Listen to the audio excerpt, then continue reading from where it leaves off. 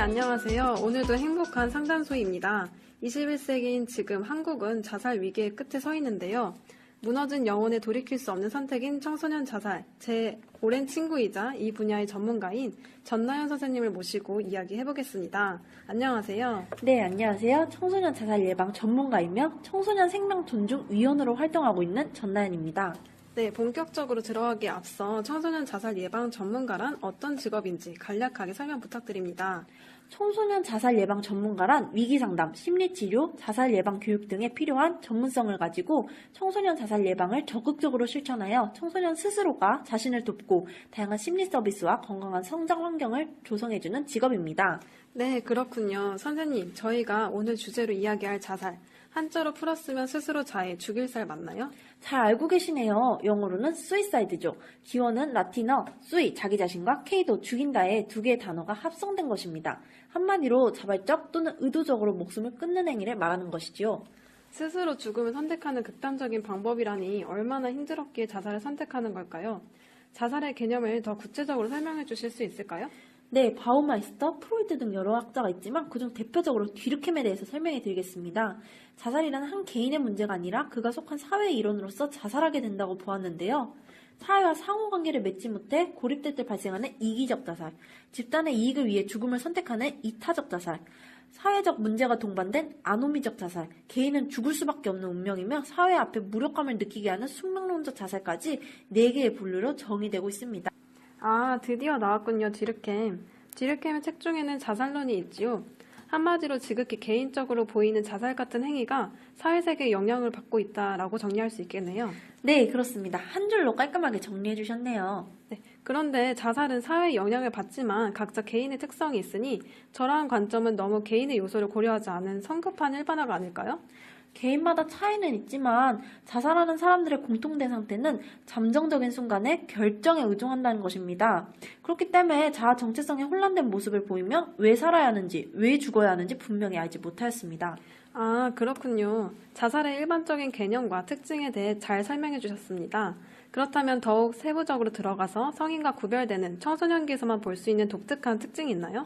청소년기 자살 행동에는 5가지 특징이 있습니다. 첫 번째로 가장 중요한 청소년 자살 시도의 대부분은 계획된 것이 아니라 충동적으로 일어난다는 것인데, 즉 청소년들이 보이는 자살 시도는 현실 도피적으로 문제를 해결하려는 충동적인 방식이라고 볼 수 있습니다. 두 번째로 정신질환에서 유발되는 경우보다 생활사건이나 스트레스로 인한 경우이며, 세 번째로는 청소년의 자살은 정말 죽고자 하는 의지로 나타내는 것이 아니라 자신의 심리적 고통을 극단적인 방법으로 표현하는 경우가 많다는 것입니다. 또한 청소년기의 자살은 평상시 유대관계를 깊게 갖고 있던 대상과 동반 자살을 시도한다는 특징이 있으며, 마지막으로 청소년들은 판타지 소설류나 인터넷 게임 등의 영향으로 죽음에 대한 환상을 가지고 이 환상이 자살로 이어지는 경우가 많다는 특징을 가지고 있습니다. 혈기왕성한 시기에 청소년들만이 가질 수 있는 특징에 대해 알아보았는데요. 이제 본격적으로 청소년 자살에 대해 알아보겠습니다. 선생님, 현재 우리나라가 OECD 국가 중 청소년 자살률 1위가 아닌가요? 대부분의 사람들이 OECD 국가 청소년 자살률 1위라고 알고 있는데 이는 잘못된 통념입니다. 전체적인 자살률을 보면 한국이 1위가 맞는데, 세부적으로 청소년을 대상으로 한 OECD 통계를 보면 한국은 5위이며 통계청의 2014 청소년 통계를 보면 청소년 사망 원인 1위가 자살이었습니다. 또한 지난 1년 동안 한 번이라도 자살하고 싶다는 생각을 해본 적이 있다고 답한 청소년이 11.2%에 달했는데, 즉 10명 중 1명 이상이 자살에 대한 고민을 하고 있다는 것입니다. 네, 저도 1위인 줄 알았는데 잘못된 편견이었군요. 우리나라가 이렇게 심각한 상태였다니 충격이네요. 원인을 살펴보면 13세에서 19세 청소년의 경우 학업 성적 및 진학 문제가 가장 높은 비중을 차지하고 있고, 20에서 24세 후기 청소년은 경제적 어려움이 가장 높은 비율을 차지했습니다. 특히 심각한 점은 2014년 건강관리공단 보고에 의하면 최근 4년 동안 청소년 자살 시도 증가율이 1.6배였으며 자살을 시도한 적이 있는 사람이 이후 4년 이내에 다시 자살을 시도할 가능성이 30배나 높았다는 점입니다. 20살을 기점으로 심리적인 요인에서 경제적인 요인으로 변하는군요. 이러한 청소년들이 자살하기 전에 특정 징조가 있다고 하는데 어떠한 징조를 보이나요? 유서를 작성하거나 주변 사람들에게 물건을 나눠주면서 주변을 정리하는 모습과 같은 행동 양상을 보이게 됩니다. 나눠주는 것에 그런 의미가 있었다니 앞으로는 주위 사람들의 행동을 잘 살펴보아야겠네요. 하지만 이런 징조를 갖기 전에 미리 원인을 알고 예방하는 것이 더 중요할 것 같은데요. 네, 그렇습니다. 여러 가지 요인이 있지만 크게 가정환경과 학교 환경으로 나누어 볼 수 있는데요. 첫 번째로 가정환경은 청소년의 자살 생각에 중요한 영향을 미치며 구체적인 요인으로는 훈육위기, 부모와의 논쟁, 불화, 사별, 이혼, 가족의 의사소통 부족 등이 제시되고 있습니다. 아이들이 가장 처음 학습을 하는 장소가 바로 가정이죠. 그렇기 때문에 이런 요소들이 청소년들에게 가장 큰 영향을 미치는 첫 번째 요소가 아닐까 하는 생각이 듭니다.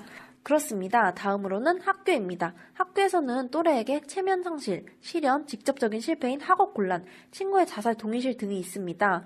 청소년들이 또래 집단을 만나는 공간이며 자신의 학업을 성취하고 사회적 능력을 증진시키기 위해 많은 시간을 보내고 있기 때문에 학교에서 발생하는 또래 집단 및 교사와의 문제로 자존심이 저하되고 비행행동을 저지를 수 있으며 자살행동으로까지 진행될 수 있습니다. 최근에는 따돌림이나 학교폭력이 심해지면서 점점 자살을 생각하는 청소년들이 증가해 그 심각성이 우려되고 있습니다. 네, 학교폭력 요즘 청소년들의 폭력이 어른들의 못지않게 심각하게 잔인한 것으로 알고 있는데요. 이러한 것을 해결하기 위한 방안이 모색되고 있음에도 불구하고 아직도 근절되지 않고 있죠. 네, 이외에도 우울, 절망, 자아존중감 저하, 사회적 지지 부재, 문제 해결 기술과 같은 심리 사회적 요인이 있습니다.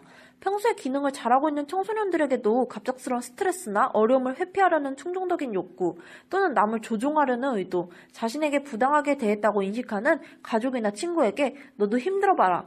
내가 죽어야 네가 반성을 하겠지와 같은 보복 심리나 미성숙한 판단에 의해 스스로 처벌을 하는 것 등이 중요한 자살 결정 요인이 될 수 있다고 보고된 바 있습니다. 네, 청소년의 특성상 다차원적으로 고려할 필요성이 있는 것 같습니다. 그럼 지금까지 전문가 선생님이 해주신 말씀을 기반으로 한 아이의 사례를 통해 해결 방법에 대해 알아보겠습니다. 안녕하세요. 저는 전문계고 1학년 학생입니다. 저는 어릴 때부터 어려운 가정 형편과 부모의 맞벌이 때문에 할머니, 할아버지가 저를 키우셨습니다. 초등학교 때부터 거의 혼자 지냈고 초등학교 3학년부터 중학교 3학년까지 왕따였습니다. 저는 2주일에 한 번 정도 씻는데 저의 이런 모습 때문에 아빠가 엄마에게 화를 내십니다. 하지만 제가 안 씻는 건 다 이유가 있습니다. 왜냐하면 아빠는 술을 드시고 들어오는 날이면 저를 껴안거나 더듬으려는 행동을 하시는데 저는 이런 행동이 너무 싫기에 씻지 않았습니다. 이뿐만 아니라 부모님 모두 저에게 신체적, 언어적 폭력을 자주 하십니다. 학교에서도 집에서도 주변에 제 편은 아무도 없는 것 같아서 자살 생각을 하게 되었으며 손목을 긋고 약을 사 모아서 약을 먹는 등의 방법을 사용했었습니다. 이런 저의 상황을 어떻게 해야 할까요? 어려웠을 텐데 큰 결심을 하고 편지를 보내주셔서 감사합니다. 그럼 이제 전문가 선생님과 함께 이 사례를 기반으로 해결 방안을 알아보도록 하겠습니다. 선생님, 이 아이에게 어떤 조언을 해줄 수 있을까요? 사연의 학생은 자살의 고위험 단계로 시급한 중재가 필요하다고 판단됩니다. 지금 적절한 중재가 들어가지 않는다면 점점 자살에 대해서 더 생각하게 될 것인데 그렇지 않기 위해서 지금부터 하나씩 방법을 알아가 보도록 하겠습니다. 원인이 복합적이듯 해결책도 다차원적인 접근을 통해 적합한 대책을 세워야 합니다. 예방에 있어서 무엇보다 학교가 가장 중추적인 역할을 해야 하는데 청소년은 대부분 행동을 저지르기 전에 경고를 보냅니다. 그렇기 때문에 학교에 하루 종일 있는 청소년의 특성상 학교가 이런 경고를 가장 빨리 파악할 수 있습니다. 그렇다면 학교는 아이들에게 어떤 도움을 줄 수 있을까요? 학교 사회복지사의 고용을 통해 적극적, 개별적, 지속적으로 지원해 줄 수 있는 예방 프로그램을 실시하며 청소년 상담사를 고용하여 전문적인 상담을 받을 수 있도록 해야 합니다. 이와 더불어 교직원들을 대상으로는 청소년 자살의 모의 사례 회의를 개최하고 의뢰 절차의 정보를 제공하여 청소년 자살을 예방할 수 있는 문지기로서의 역할을 할 수 있도록 해야 할 것이며 자살에 대한 인식 강화와 타인의 자살 행동 신호를 인식하는 방법을 알 수 있도록 해야 합니다.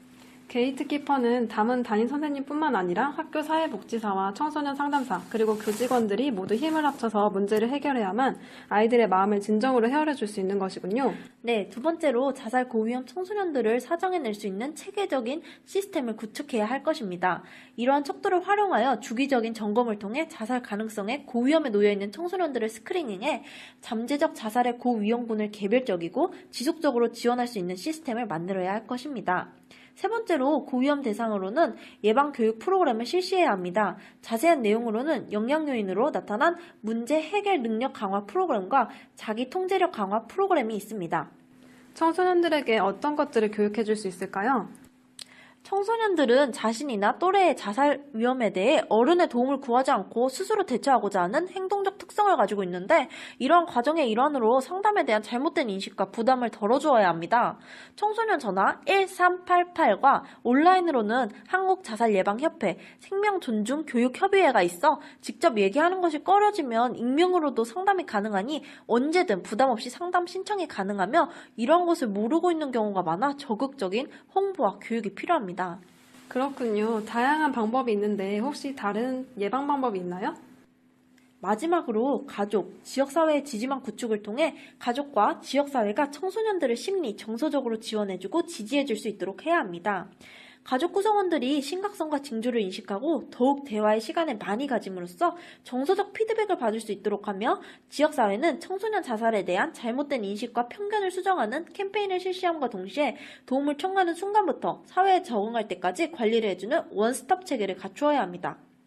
또한 참여하여 활동할 수 있는 다양한 청소년 활동단체를 만들어 같은 환경의 친구들과 서로 대화를 하며 서로의 상황을 이해해주고 어울릴 수 있는 화합의 장이 필요하다고 봅니다. 이렇게 다양한 원인들이 있고 또 해결 방법이 있다니 선생님을 통해서 꼭 알아야 하는 지식들을 배웠고 그동안 그런 것들을 몰랐던 제 자신이 부끄러웠습니다. 오늘 하루 많은 가르침을 주셔서 감사합니다. 아닙니다. 저야말로 이러한 지식을 이 프로그램을 통해서 여러분께 전해드릴 수 있어서 뜻깊은 시간이었던 것 같습니다. 네, 그럼 이제 선생님을 보내드리며 마무리를 짓겠습니다.